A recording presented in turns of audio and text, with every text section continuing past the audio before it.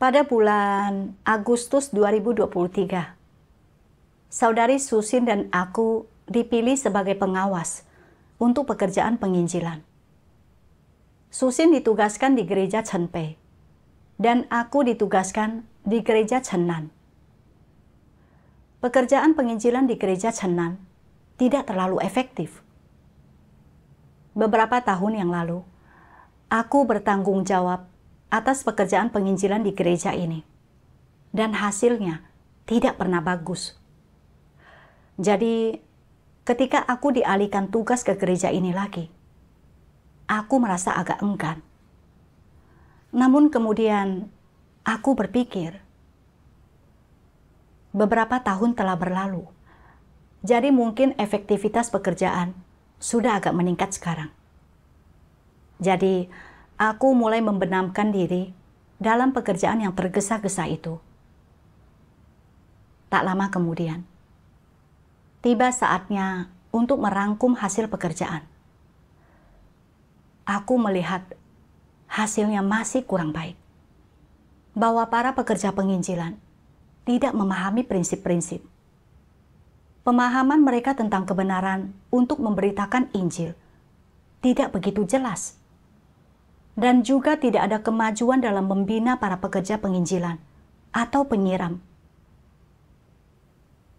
Setelah pemimpin mengetahui situasi ini, dia menulis surat kepada kami, mempersekutukan dan menunjukkan masalah kami, dengan mengingatkan kami bahwa jika pekerjaan itu tidak efektif, kami harus merenungkan apakah kami sudah melakukan pekerjaan nyata. Dia juga menyebutkan bahwa hasil gereja Chenpei lebih baik dan menyarankanku untuk mencari tahu dan belajar dari mereka. Setelah membaca surat itu, aku berpikir, Susin dan aku ditugaskan untuk mengawasi pekerjaan Injil pada saat yang sama. Tetapi Susin beruntung ditugaskan ke gereja dengan hasil yang lebih baik. Sementara aku ditugaskan ke gereja dengan hasil yang lebih buruk. Aku baru saja memulai dan sudah begitu banyak masalah yang muncul. Sungguh sial. Jika hasilnya terus buruk, pengawas akan mengatakan bahwa aku tidak mampu melakukan pekerjaan. Itu akan sangat memalukan. Aku benar-benar tidak beruntung. Selama itu, hasil pekerjaan penginjilan di gereja kami tetap buruk. Dan beberapa orang yang mencari jalan yang benar, bahkan memiliki gagasan setelah dipengaruhi oleh rumor yang tidak berdasar dan tidak berani menyelidiki. Beberapa pekerja penginjilan tidak bersekutu dengan jelas tentang pertanyaan yang diajukan oleh calon penerima Injil. Jadi, mereka menulis kepadaku untuk meminta bantuan. Dan aku menjawab mereka semuanya. Tetapi, masih belum ada peningkatan yang nyata dalam pekerjaan itu. Ini membuatku lebih percaya bahwa aku memiliki nasib buruk. Dan aku berpikir, bagaimana mungkin aku dibebani dengan gereja seperti itu? Apa yang akan dipikirkan pengawas tentangku? Akankah dia mengatakan bahwa aku tidak melakukan pekerjaan nyata dan malas dalam tugasku? Semakin kupikirkan, semakin aku putus asa. Aku dipenuhi emosi negatif dan kehilangan minat pada semua yang kulakukan. Suatu hari, aku memperhatikan bahwa seorang pekerja penginjilan mengalami keadaan yang buruk, dan hal itu memengaruhi kinerja tugasnya. Tetapi, aku tidak mau repot-repot dengan itu. Kupikir, karena keberuntunganku buruk, tidak peduli seberapa kerasnya aku bekerja, hasilnya akan tetap sama. Jadi, aku tidak menyelesaikan masalah ini melalui persekutuan secara tepat waktu. Ketika seseorang menulis kepadaku dengan pertanyaan terkait pekerjaan, aku tidak akan membalas selama beberapa hari. Dan aku enggan mencari atau memikirkan masalah yang muncul dalam pekerjaan itu.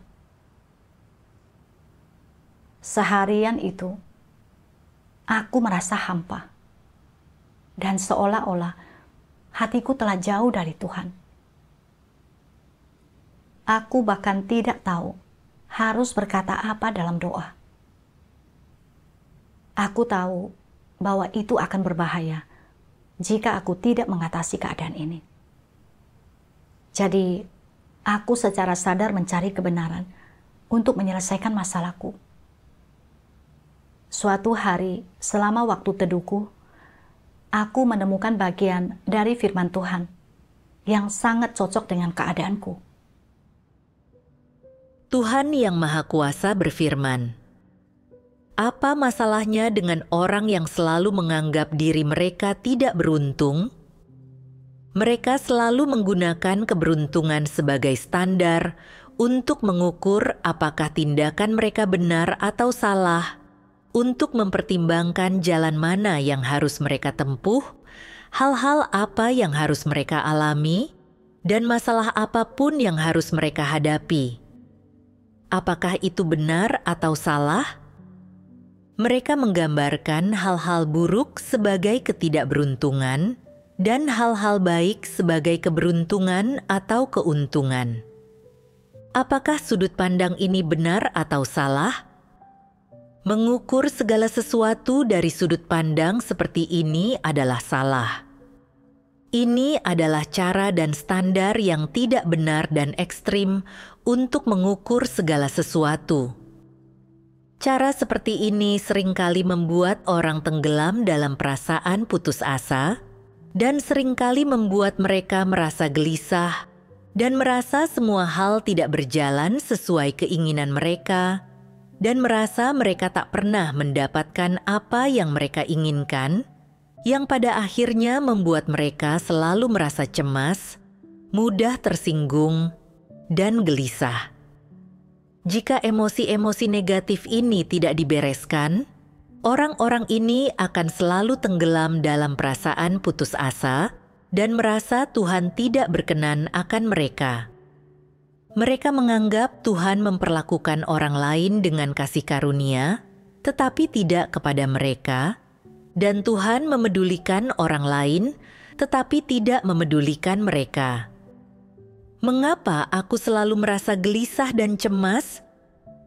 Mengapa hal-hal buruk selalu menimpaku? Mengapa hal-hal baik tak pernah terjadi pada diriku? Aku hanya minta satu kali saja mengalami hal yang baik. Jika engkau memandang segala sesuatu dengan cara berpikir dan sudut pandang yang keliru seperti ini, engkau akan terjerumus ke dalam perangkap beruntung dan tidak beruntung. Jika engkau terus-menerus terjerumus ke dalam perangkap ini, engkau akan selalu merasa putus asa. Di tengah perasaan putus asa ini, engkau akan sangat sensitif terhadap apakah hal-hal yang menimpamu adalah keberuntungan atau ketidakberuntungan. Ketika hal ini terjadi, ini membuktikan bahwa sudut pandang dan gagasan tentang beruntung dan tidak beruntung ini telah mengendalikan dirimu. Ketika engkau dikendalikan oleh sudut pandang seperti ini, pandangan dan sikapmu terhadap orang, peristiwa dan hal-hal tidak lagi berada dalam lingkup hati nurani dan nalar kemanusiaan yang normal, melainkan telah jatuh ke dalam keadaan ekstrim. Ketika engkau telah jatuh ke dalam keadaan ekstrim seperti ini, engkau tidak akan terbebas dari perasaan putus asamu. Engkau akan terus merasa putus asa berulang kali, dan meskipun engkau biasanya tidak merasa putus asa, begitu sesuatu tidak berjalan lancar, begitu engkau merasa ketidakberuntungan telah terjadi, engkau akan langsung tenggelam dalam perasaan putus asa. Perasaan putus asa ini akan memengaruhi penilaian normalmu dan pengambilan keputusanmu, dan bahkan memengaruhi kebahagiaan, kemarahan, kesedihan, dan sukacitamu. Ketika perasaan putus asa memengaruhi kebahagiaan, kemarahan, kesedihan, dan sukacitamu, itu akan mengganggu dan menghancurkan pelaksanaan tugasmu, serta kemauan dan keinginanmu untuk mengikut Tuhan.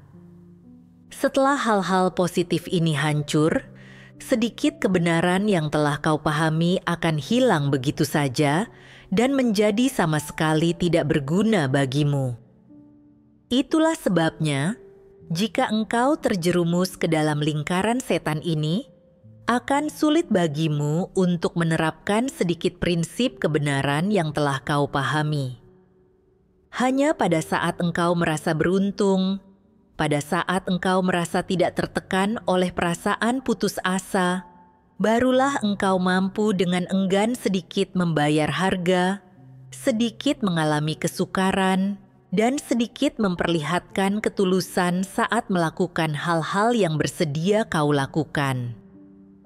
Begitu engkau merasa keberuntungan telah meninggalkanmu dan kemalangan akan kembali menimpamu, perasaan putus asamu segera kembali menguasaimu, dan ketulusan, kesetiaan, dan kemauanmu untuk menanggung kesukaran langsung hilang dari dirimu. Oleh karena itu, orang-orang yang menganggap diri mereka tidak beruntung atau yang menganggap serius keberuntungan adalah seperti orang-orang yang menganggap diri mereka bernasib buruk. Mereka seringkali memiliki emosi yang sangat ekstrim. Khususnya, mereka sering terjerumus ke dalam emosi-emosi negatif seperti perasaan putus asa. Mereka sangat negatif dan lemah, dan bahkan suasana hati mereka cenderung cepat berubah. Jika mereka merasa beruntung, mereka dipenuhi sukacita, dipenuhi tenaga, dan mereka mampu menanggung kesukaran dan membayar harga. Mereka mampu tidur lebih sedikit pada malam hari dan makan lebih sedikit pada siang hari.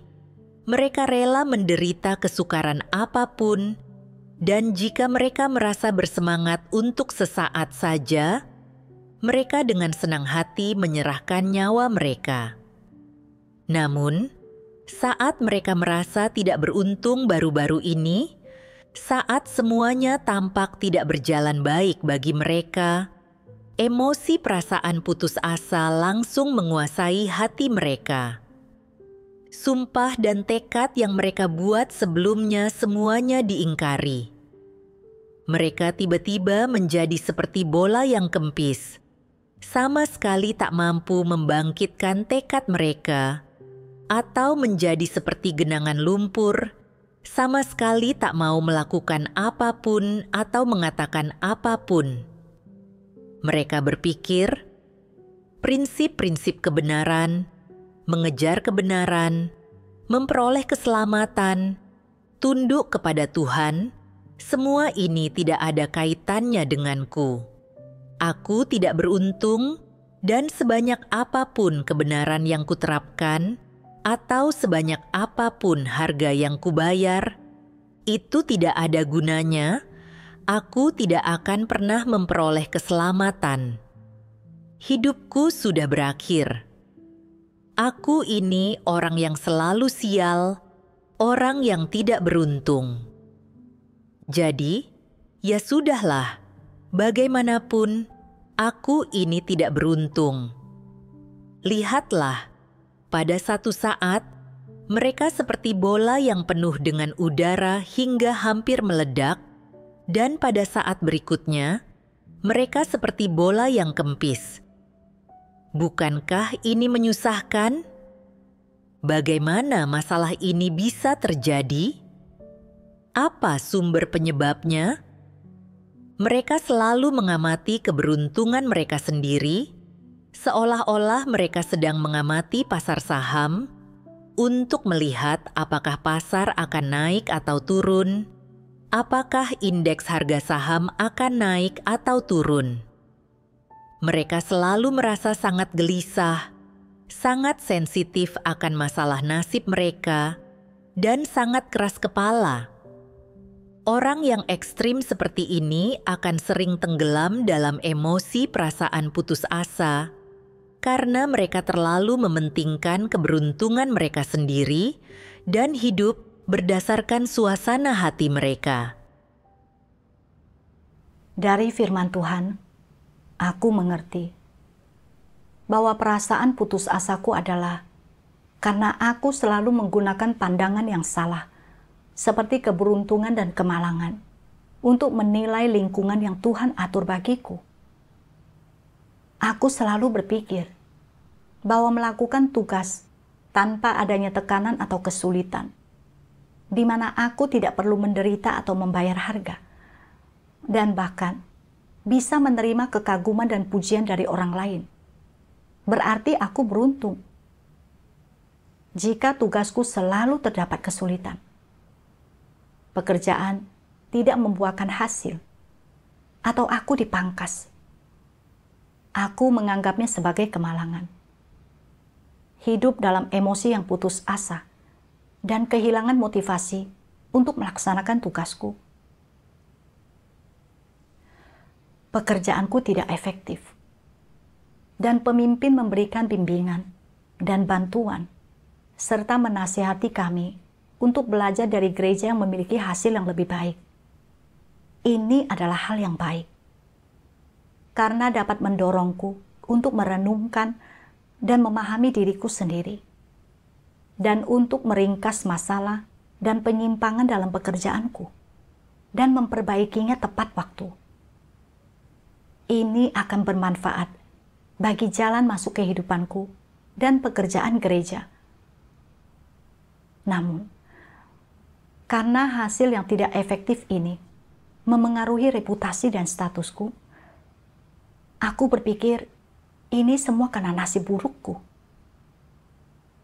Aku melihat bahwa gereja yang menjadi tanggung jawab Susin memiliki hasil yang baik, dan dia menerima rasa hormat dan pengakuan dari pemimpin. Jadi, aku merasa sangat iri, berpikir dia beruntung. Kemudian, aku melihat hasil yang buruk dari pekerjaan penginjilan di gereja yang menjadi tanggung jawabku. Dan aku pun merasa lebih yakin bahwa aku tidak beruntung.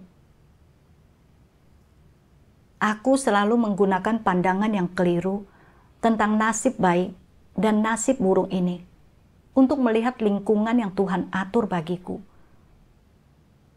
Dan ketika menghadapi situasi yang tidak diinginkan, aku akan mengeluh, berpikir bahwa Tuhan berkenan akan Susin dan tidak mengasihiku. Dan aku hidup dalam emosi negatif dan menjadi pasif serta menentang. Orang-orang tidak percaya yang tidak percaya kepada Tuhan atau memahami kebenaran selalu menggunakan keberuntungan dan kemalangan untuk menilai semua yang terjadi pada mereka. Mereka merasa beruntung ketika mereka mencapai ketenaran, keuntungan, kekayaan, atau promosi, dan mengeluh tentang ketidakadilan surga, atau menyalahkan orang lain ketika segala sesuatunya tidak berjalan dengan baik. Namun, sebagai orang yang percaya kepada Tuhan, aku tahu jelas bahwa segala sesuatu yang terjadi padaku, apakah itu baik atau buruk dari sudut pandang manusia, diperintah dan diatur oleh Tuhan, dan berisi pelajaran yang perlu kupelajari. Tetapi aku tidak menerima bahwa ini adalah dari Tuhan. Sebaliknya, aku menggunakan sudut pandang dari orang tidak percaya untuk menilai lingkungan yang diatur Tuhan bagiku. Ini benar-benar tidak masuk akal. Ini adalah pandangan pengikut yang bukan orang percaya. Setelah menyadari hal ini, aku merasa sangat malu. Dan aku ingin mencari kebenaran untuk mengubah sudut pandang yang salah ini. Kemudian, aku membaca bagian ini dari firman Tuhan. Tuhan Yang Maha Kuasa berfirman, kembali ke topik tentang keberuntungan dan ketidakberuntungan. Sekarang semua orang sudah mengerti bahwa perkataan tentang keberuntungan ini tidak masuk akal dan tidak ada yang namanya beruntung atau tidak beruntung. Orang, peristiwa, dan hal-hal yang kau temui, entah baik atau buruk, semuanya ditentukan oleh kedaulatan dan pengaturan Tuhan. Jadi engkau harus menghadapi semua itu dengan benar. Terimalah apa yang baik sebagai sesuatu dari Tuhan, dan terimalah juga apa yang buruk sebagai sesuatu dari Tuhan. Jangan berkata engkau beruntung ketika hal-hal baik terjadi, dan engkau tidak beruntung ketika hal-hal buruk terjadi. Engkau hanya dapat berkata bahwa ada pelajaran yang dapat orang petik dalam semua hal ini, dan mereka tidak boleh menolak atau menghindarinya. Bersyukurlah kepada Tuhan untuk hal-hal baik, tetapi bersyukurlah juga kepada Tuhan untuk hal-hal buruk, karena semua itu diatur oleh-Nya. Orang, peristiwa, hal-hal, dan lingkungan yang baik menyediakan pelajaran yang harus mereka petik, tetapi ada jauh lebih banyak pelajaran yang dapat dipetik dari orang, peristiwa, hal-hal, dan lingkungan yang buruk. Semua ini adalah pengalaman dan peristiwa yang harus menjadi bagian dari kehidupan seseorang. Orang tidak boleh menggunakan gagasan tentang keberuntungan untuk mengukur semua itu. Jika engkau melepaskan gagasan tentang beruntung atau tidak beruntungnya dirimu dan memperlakukan hal-hal ini dengan tenang dan benar, engkau akan mendapati bahwa sebagian besar hal yang terjadi tidaklah terlalu buruk atau terlalu sulit untuk ditangani. Jika engkau melepaskan ambisi dan keinginanmu, jika engkau tidak lagi menolak atau menghindari kemalangan apapun yang menimpamu, dan engkau tidak lagi mengukur hal-hal semacam itu berdasarkan beruntung atau tidak beruntungnya dirimu, maka banyak hal yang sebelumnya kau anggap tidak beruntung dan buruk, sekarang akan kau anggap baik. Hal-hal buruk itu akan berubah menjadi hal-hal baik. Mentalitas dan caramu dalam memandang segala sesuatu akan berubah, dan ini akan memampukanmu merasakan hal yang berbeda tentang pengalaman hidupmu, dan engkau juga akan sekaligus menuai hasil yang berbeda. Ini adalah pengalaman yang luar biasa, pengalaman yang akan membuahkan hasil yang tak pernah kau bayangkan. Ini adalah hal yang baik, bukan hal yang buruk. Dari firman Tuhan, aku mengerti bahwa segala sesuatu yang terjadi padaku, apakah itu tampak baik atau buruk dari sudut pandang manusia, berada di bawah kedaulatan Tuhan dan memiliki maksud Tuhan di baliknya. Aku harus menerima segala hal dari Tuhan dan tunduk, serta mencari kebenaran dan memetik pelajaran. Inilah sikap dan penerapan yang harus kumiliki. Aku memikirkan Yusuf yang dijual sebagai budak di Mesir oleh saudara-saudaranya dan menanggung banyak penderitaan. Meskipun ini tidak tampak seperti hal yang baik, Yusuf akhirnya menjadi Perdana Menteri Mesir. Selama masa kelaparan, Yusuf lolos dari penderitaan kelaparan dan berada di bawah pemeliharaan dan perlindungan Tuhan. Kemudian, saudara-saudara Yusuf datang ke Mesir untuk membeli biji-bijian.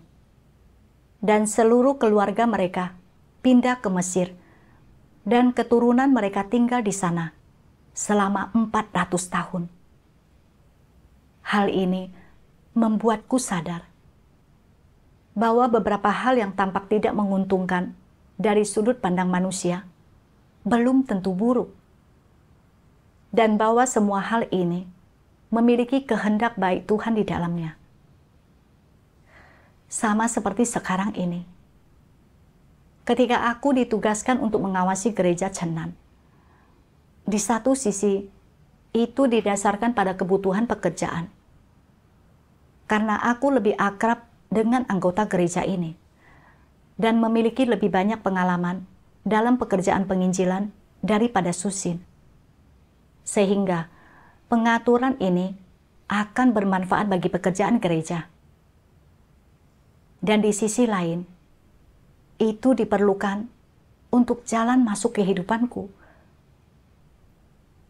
Aku adalah seseorang yang suka menikmati kenyamanan fisik dan tidak pandai mencari kebenaran ketika menghadapi masalah.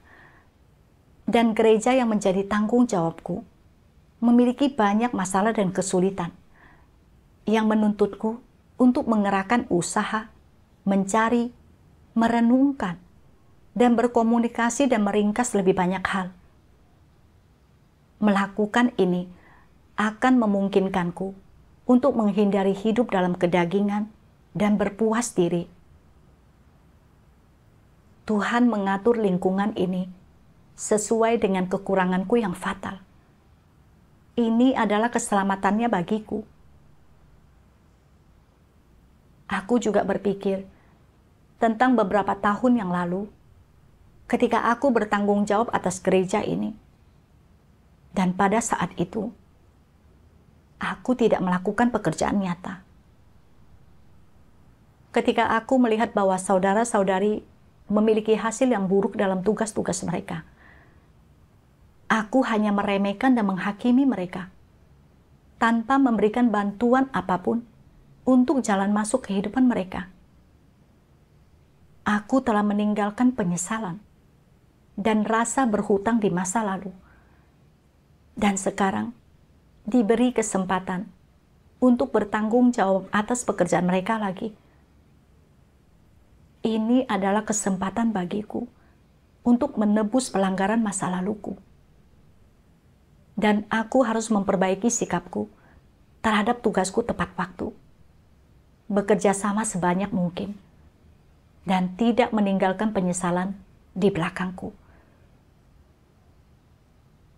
Pada saat itu, aku merasa bahwa kesempatan yang Tuhan berikan bagiku untuk mengawasi gereja ini diperlukan oleh hidupku, menunjukkan niat Tuhan yang tekun, dan bahwa aku tidak bisa lagi melihat hal-hal dari sudut pandang orang-orang yang tidak percaya atau menentang lingkungan yang diatur Tuhan. Sebenarnya, apapun lingkungan yang diatur Tuhan, itu diperlukan untuk hidup kita. Dan tidak ada yang namanya nasib baik atau buruk. Ketika aku berhenti menghakimi orang, peristiwa, dan hal-hal berdasarkan keberuntungan, dan malah memandangnya sesuai dengan firman Tuhan, aku merasa lega dan tidak lagi hidup dalam emosi negatif. Aku juga bertanya-tanya, mengapa aku selalu berpikir bahwa menghadapi situasi yang tidak diinginkan berarti aku tidak beruntung, dan terus berharap hal-hal baik terjadi padaku. Dan aku bertanya-tanya, ini didorong oleh watak rusak yang mana? Selama waktu teduhku, aku membaca firman Tuhan. Tuhan Yang Maha Kuasa berfirman, "Jadi, seperti apakah pemikiran dan sudut pandang orang yang menggunakan keberuntungan untuk mengukur apakah sesuatu itu baik atau buruk? Apakah esensi orang-orang semacam itu? Mengapa mereka sangat memperhatikan keberuntungan dan ketidakberuntungan, Apakah orang yang sangat berfokus pada keberuntungan berharap mereka beruntung atau berharap mereka tidak beruntung? Mereka berharap mereka beruntung. Benar. Sebenarnya, mereka berusaha agar mereka beruntung dan agar hal-hal baik terjadi pada diri mereka, dan mereka hanya ingin mendapatkan manfaat dan mengambil keuntungan dari keberuntungan dan hal-hal baik tersebut.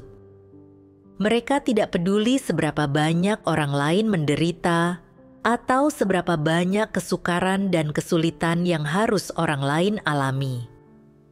Mereka tidak ingin apapun yang mereka anggap sebagai ketidakberuntungan menimpa mereka. Dengan kata lain, mereka tidak mau hal-hal buruk terjadi pada diri mereka. Tidak mau mengalami kemunduran, kegagalan atau rasa malu, tidak mau mengalami pemangkasan, kehilangan, dan kerugian, dan tidak mau tertipu. Jika salah satu hal tersebut terjadi, mereka menganggapnya sebagai ketidakberuntungan.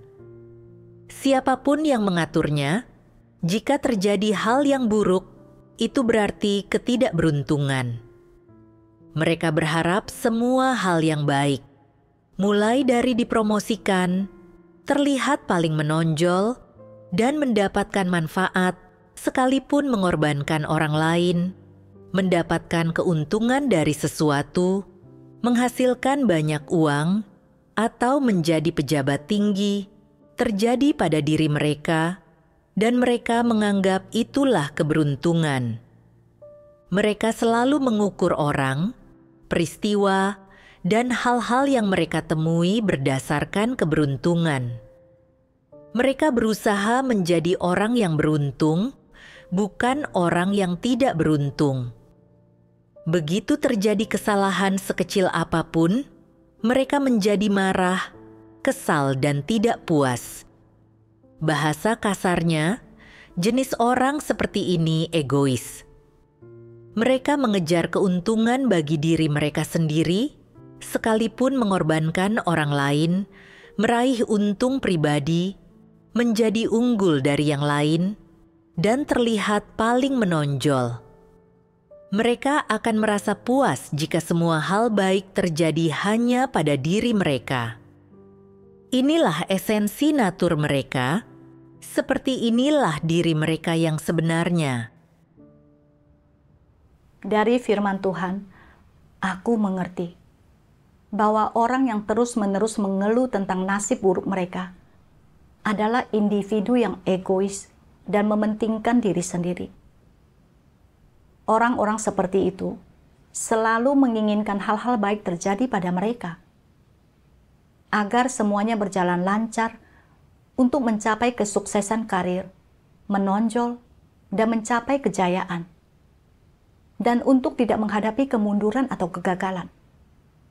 Bahkan, dalam melaksanakan tugas mereka di rumah Tuhan, mereka ingin menikmati hasil tanpa berusaha, dan mereka enggan menderita atau membayar harga yang dituntut untuk melaksanakan tugas mereka, dan enggan dipangkas. Mereka mulai mengeluh segera setelah mereka kehilangan muka atau sedikit merasa tidak puas. Setelah merenungkan diriku sendiri, aku menyadari bahwa aku bersikap seperti ini. Setiap kali aku menghadapi kesulitan dalam tugasku, atau menghadapi kemunduran, atau kegagalan, atau dipangkas, aku mengeluh tentang lingkungan yang telah diatur Tuhan untukku. Selalu ingin mendapatkan nama dan keuntungan, tanpa khawatir atau menanggung penderitaan, dan ingin hidup dalam kenyamanan. Gereja Chenan yang menjadi tanggung jawabku memiliki banyak masalah, dan pekerjaan itu kurang efektif, dan kami sering berakhir dipangkas. Jadi aku berpikir tidak ada gunanya bertanggung jawab atas gereja seperti itu, dan tidak peduli berapa banyak yang aku lakukan setiap hari, orang lain tidak akan melihatnya. Dan karena itu, aku mulai mengeluh, menjadi negatif, dan mengendur. Aku melihat keadaan saudara-saudari menjadi tidak baik dan mulai memengaruhi tugas mereka. Tetapi aku tidak peduli. Dan aku enggan mengatasi masalah dalam pekerjaan itu. Aku mengandalkan falsafah iblis seperti, jangan pernah bekerja tanpa upah. Dan tidak ada yang bekerja cuma-cuma. Dan menjadi orang yang egois, mementingkan diri sendiri, tercela, dan kejam. Memikirkan bagaimana gereja telah membinaku untuk menjadi pengawas dan memberiku banyak kesempatan untuk berlatih. Dan sekarang, menugaskanku untuk mengawasi gereja dengan hasil pekerjaan penginjilan yang buruk. Aku seharusnya memikirkan maksud Tuhan dan secara aktif melibatkan diriku dalam tugasku untuk memecahkan masalah dan kesulitan dalam pekerjaan. Namun, sebaliknya, aku mengeluh karena takut akan penderitaan fisik dan kehilangan muka, dan gagal melaksanakan tugasku sendiri. Aku tidak melaksanakan tugasku untuk memuaskan Tuhan, tetapi untuk mengejar kenikmatan fisik, ketenaran, dan status. Aku sangat egois dan tercela. Setelah menyadari hal ini, aku merasa sangat bersalah. Dan aku tidak lagi ingin mengejar kepentinganku sendiri.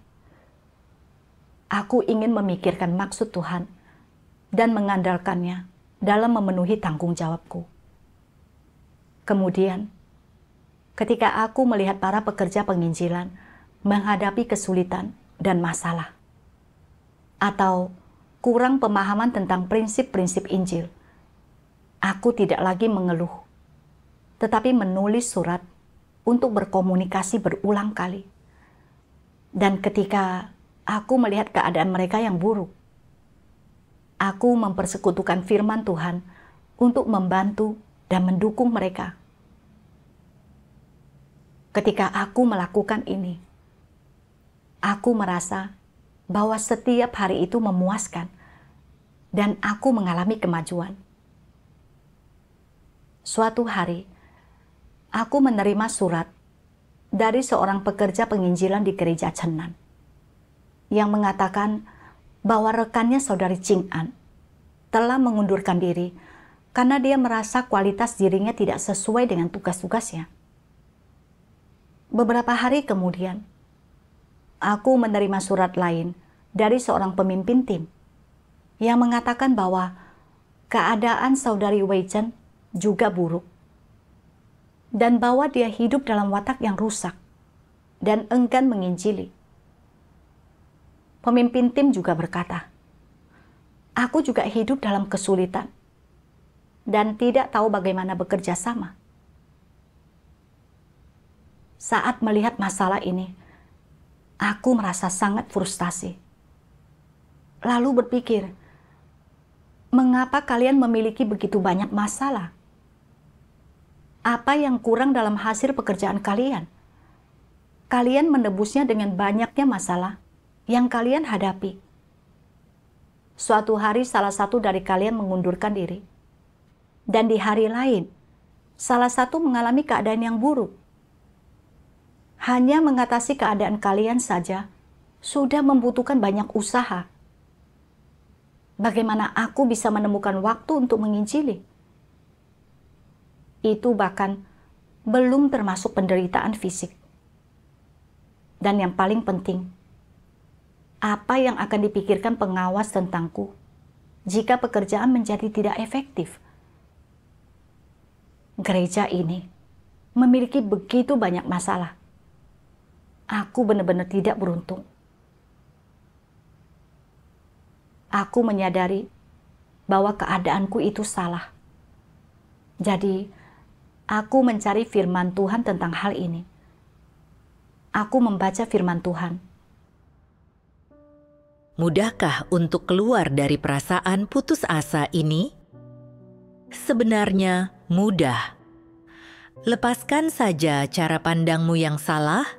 Jangan berharap semuanya berjalan baik atau tepat seperti yang kau inginkan, atau berharap semuanya berjalan lancar. Jangan takut, menentang, atau menolak hal-hal yang tidak berjalan lancar. Sebaliknya, lepaskan penentanganmu, tenangkan dirimu, dan datanglah ke hadapan Tuhan dengan sikap yang tunduk, dan terimalah semua yang Tuhan atur. Jangan mengejar apa yang disebut keberuntungan, dan jangan menolak apa yang disebut ketidakberuntungan. Serahkan hatimu dan seluruh keberadaanmu kepada Tuhan, biarkan Dia bertindak dan mengatur, dan tunduklah pada pengaturan dan penataannya. Tuhan akan memberimu apa yang kau butuhkan sesuai dengan jumlah yang kau perlukan.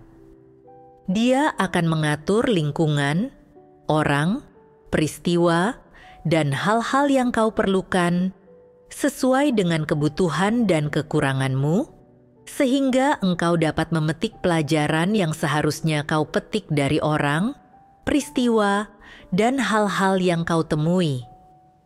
Tentu saja, prasyarat semua ini adalah engkau harus memiliki mentalitas ketundukan pada pengaturan dan penataan Tuhan.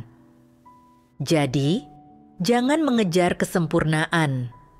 Jangan menolak atau takut akan terjadinya hal-hal yang tidak diinginkan, memalukan, atau hal-hal yang tidak menguntungkan. Dan di dalam hatimu, jangan gunakan perasaan putus asamu untuk menentang terjadinya hal-hal yang buruk. Dari firman Tuhan, aku mengerti bahwa ada kehendak baik Tuhan dalam situasi ini. Aku harus mulai dengan tunduk dan mencari maksud Tuhan, dan tidak bereaksi dengan menentang, mengeluh, atau menggerutu segera setelah ada sesuatu yang mengganggu reputasi atau kepentingan fisikku, dan hidup dalam emosi negatif. Ini bukan sikap yang seharusnya aku miliki terhadap tugas-tugasku. Pada saat itu, 3 saudari bersikap negatif dan lemah, hidup dalam watak yang rusak, dan tidak mampu keluar darinya, yang sangat menyakitkan. Dan jika ini tidak diselesaikan pada waktu yang tepat, melalui persekutuan, maka tidak hanya akan memengaruhi pekerjaan penginjilan, tetapi juga menunda jalan masuk kehidupan mereka. Aku seharusnya tidak meremehkan mereka, tetapi seharusnya bersekutu dan membantu mereka dengan kasih, sehingga memenuhi tanggung jawabku. Jadi, aku segera menulis kepada mereka, membagikan pengalamanku, dan bersekutu dengan mereka, membantu mereka memahami maksud Tuhan, dan berhenti hidup dalam kesulitan. Aku juga membagikan pengalaman dan kemajuanku dalam penginjilan. Beberapa hari kemudian, aku menerima surat yang mengatakan bahwa keadaan mereka telah membaik melalui makan dan minum firman Tuhan, dan bahwa mereka mampu melaksanakan tugas mereka secara normal lagi. Setelah melihat hasil seperti itu, aku merasa sangat tenang dan imanku dikuatkan.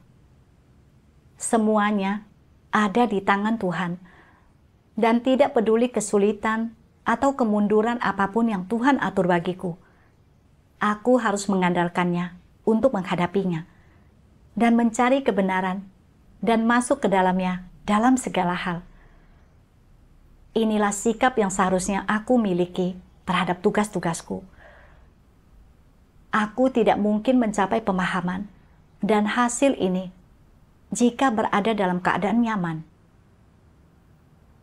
Setelah pengalaman ini, aku menyadari bahwa menilai sesuatu dari keberuntungan atau kemalangan benar-benar tidak masuk akal.